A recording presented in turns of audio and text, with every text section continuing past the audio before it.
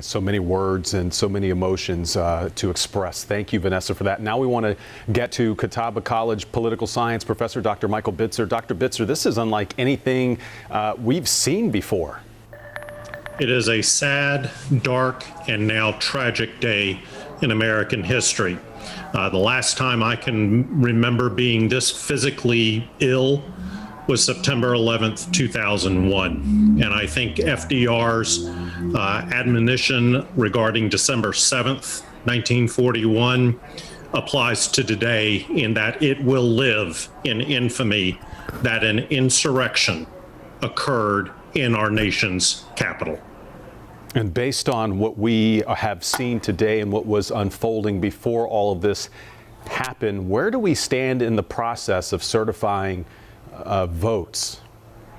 Well, the certification has already occurred. The states have done their duty. The numbers are locked. There is no controversy. There are no states seeking to recount their numbers. What is going on today is simply the announcement of the electoral votes per each state, and if there were any objections to be made. That is where we got into with Arizona, and the process was started and has been interrupted. It's heartening to hear that members of Congress want to continue this process, want to continue the Democratic Republican aspects of certifying and finalizing the 2020 election prior to Joe Biden's inauguration on January 20th. But this is unlike anything we have ever seen in American history.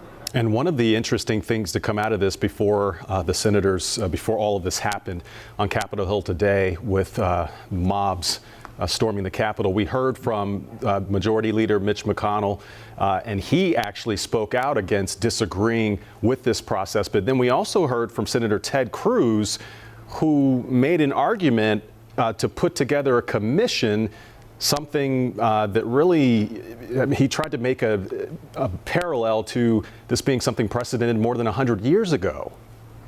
The commission he was referring to was the commission following the 1876 disputed presidential election.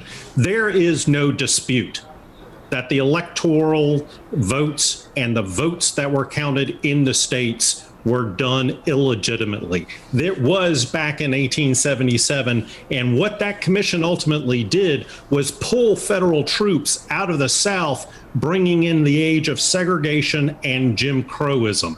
So for Senator Cruz to make the kind of comparison to 1877 to today is historically inaccurate and disingenuous. And I have to ask you this question, since he did make that statement before all of this happened, and we've had all of these events happen in the Capitol, and the president to come out and make the statement that he made, what is the motivation at this point?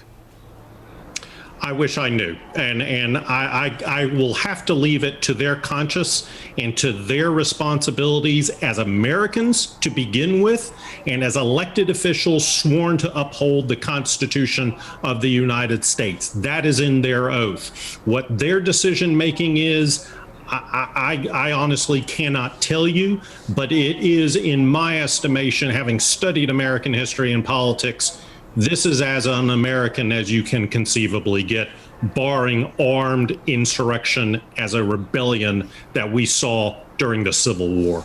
A lot of heavy hearts across America this evening. Dr. Michael Bitzer, thank you for your time. Always insightful talking to you. Thank you.